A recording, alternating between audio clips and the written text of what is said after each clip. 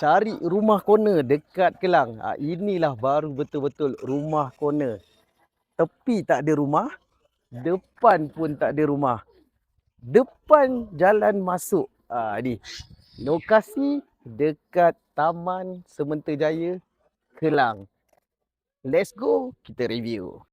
Dengan bukaan 40 kali 68, inilah ruangan parking dia. Dah ada car porch, pintu pun owner dah tukar. Jom kita tengok bahagian luar dulu. Ruangan tepi ni ada 20 kaki. 20 kaki. Memang luas. Macam ni tengok owner ada bagi boleh main bola dengan anak-anak dia. Ada pintu sliding door pun dah siap awning. Bahagian belakang pun sama, dah ada awning. Masih boleh extend. Ada ruangan lagi kat bahagian belakang. Sekali lagi, kita tengok bahagian luar dia macam mana. Jom kita masuk dalam. Going in, kita akan nampak rumah dia macam ni. Rumah ni, owner akan let go whatever yang melekat, aircon, lampu, kipas, semua dia akan bagi.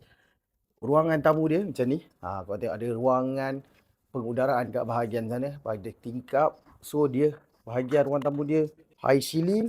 Dan rumah ni ada 3 bilik dan 2 tandas. Jom kita tengok bilik master. Bilik master dia size macam ni. Ada toilet kat sana. Ni pun akan dapat aircon, lampu semua. And then kat sini ada ruangan makan. So korang tengok barang memang banyak. Owner tak pergi, owner akan pindah. Dan ini pun sama. Ini bilik ni. Bilik high ceiling. Ada macam ni. Ada owner dia buat loteng kat bahagian sini.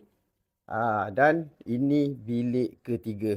Bilik ketiga pun besar. Macam ni. Masuk katil king bed. Ada ruangan kat bahagian tepi situ.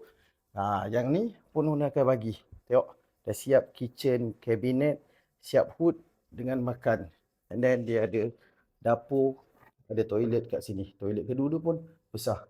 Rumah ni owner nak jual dengan harga RM550,000 negotiable. Masih di bawah market value. Sekiranya korang berminat dengan rumah ni, kontak abang untuk kita view rumah ni depan-depan mata. Dan sekiranya korang ada properti lain nak dijual, korang boleh kontak abang. Abang Hairul, pedagang rumah. See you. Bye-bye. Ciao.